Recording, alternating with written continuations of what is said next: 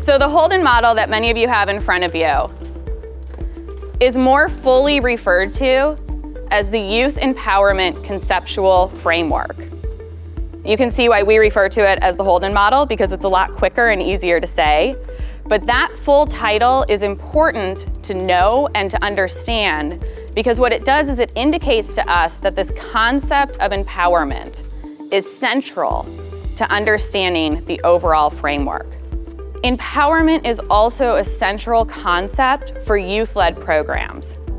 It is, in fact, the thing that distinguishes youth-led programs from other forms of youth community engagement. In empowerment-based approaches, which youth-led programs are, young people work collectively.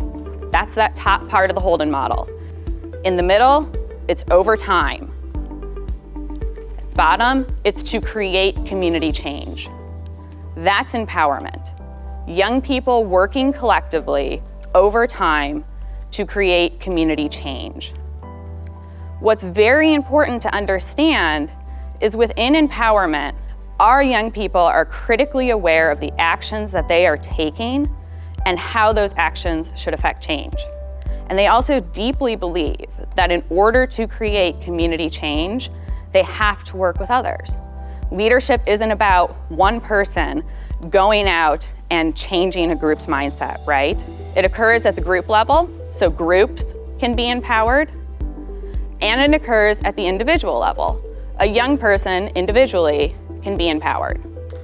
The trick of it is, a young person cannot become empowered without participating in a group, right?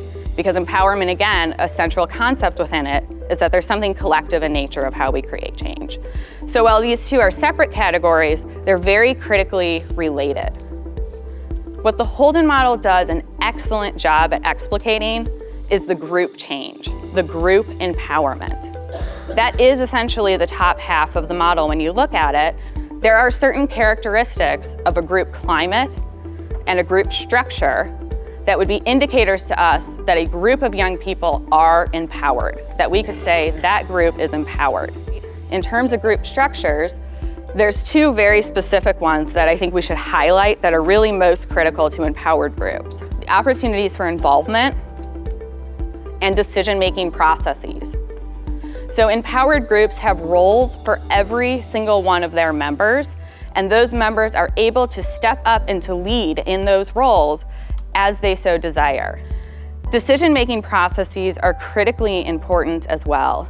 Empowered groups allow opportunities for all of their young people to have a voice in decision-making. In an empowered group, we have everybody contributing to the conversation and everybody contributing their ideas. What's group resiliency? Group resiliency is just a group's belief that they're able to overcome obstacles. The activity, the strategy might not work the way that we intended. So empowered groups have to believe that they're able to come back from setbacks. Otherwise, they try something one time, it doesn't work, the movement's over. Collective efficacy is the belief that by working together, we can create change. The youth buy into this idea that by working together, we can create change. That's how we do it. So those are 4 indicators that we have for what an empowered group would look like. So it won't surprise you, right, to know that researchers have given this a lot of thought of what does an empowered youth look like, just like they've thought a lot about what does an empowered group look like. And the way that they define or look at an empowered youth comes down to 3 different components. The jargon for those components is emotional empowerment, cognitive empowerment, and behavioral empowerment. Emotional empowerment is about influence, the young person's belief in their ability to influence social and political systems. Empowered young people are confident in their ability to lead others. They may feel comfortable in their abilities to organize other people to accomplish a task. The cognitive level, it's really about that critical awareness.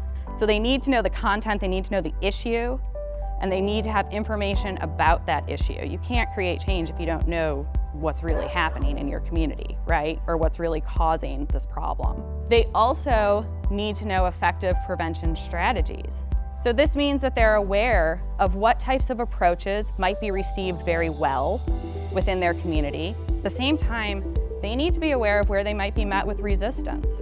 Knowledge of resources comes down to young people knowing not just what resources exist for them and being able to identify those resources. It's also about the knowledge of how to mobilize those resources to create some sort of change.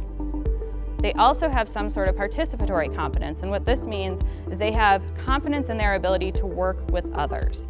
If you want your group to have an opportunity for everybody to be involved, we need everybody to know how to lead. If we want everybody to be involved in decision-making processes, we need every young person that comes to participate in our group to have those abilities and to be comfortable in their abilities to engage in conversations and to influence decision-making processes. An empowered young person is confident in their abilities to influence. They are aware of the resources, the change, how their actions are creating some sort of change, and they're willing to participate.